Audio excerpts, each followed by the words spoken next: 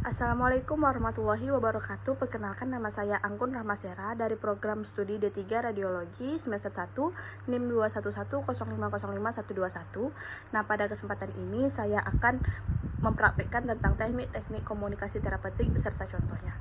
Baiklah, langsung saja kita mulai. Nah, sebelumnya saya menggunakan bantal ini sebagai klien.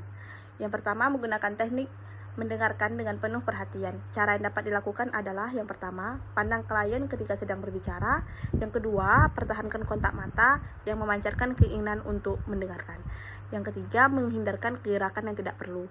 Yang keempat, anggukkan kepala jika klien membicarakan hal penting atau memerlukan umpan balik. Yang kelima, condongkan tubuh ke arah lawan bicara. Yang kedua, menunjukkan penerimaan. Yang dapat dilakukan adalah mendengarkan tanpa memutuskan pembicaraan, memberikan umpan balik verbal yang menampakkan pengertian. Yang ketiga, memastikan bahwa isyarat nonverbal cocok dengan komunikasi verbal. Yang keempat, ada menghindarkan untuk berdebat, menghindarkan mengekspresikan keraguan atau menghindari untuk mengubah pikiran klien.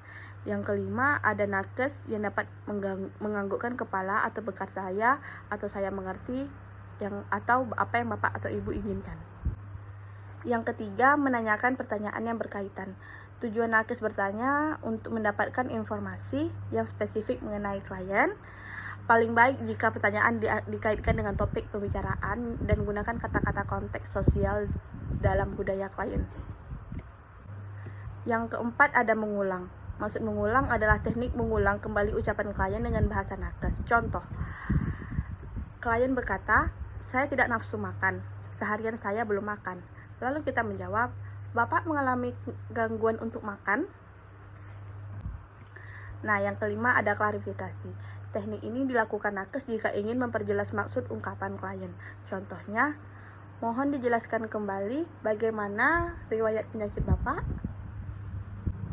Yang keenam, ada merefleksikan.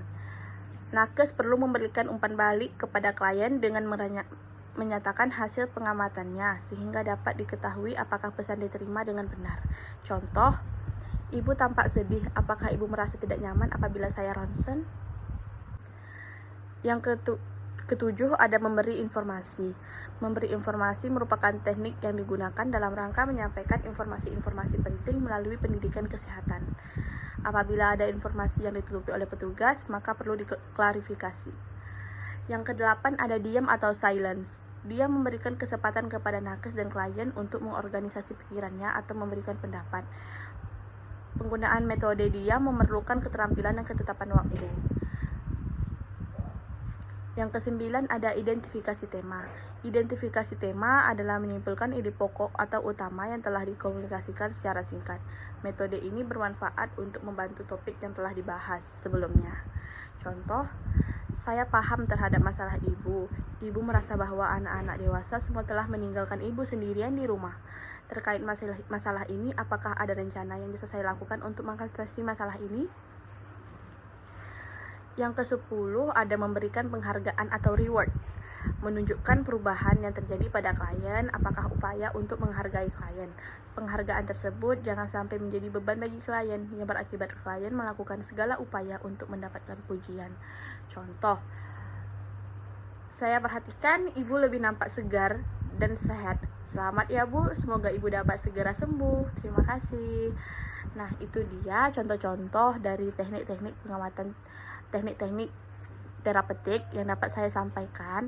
Lebih dan kurang saya mohon maaf. Wassalamualaikum warahmatullahi wabarakatuh.